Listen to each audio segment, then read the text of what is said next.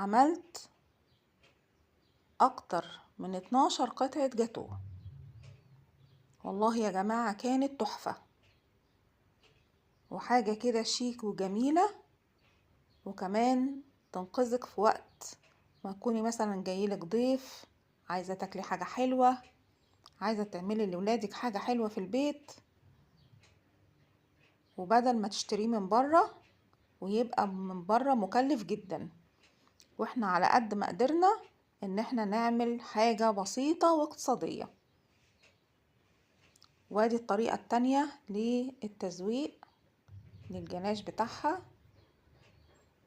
وعملنا كده زجزاج كده بالشوكولاتة بالجناش، ونقط كده صغيرة ما بين الزجزاج وبعضه، وكانت تحفة.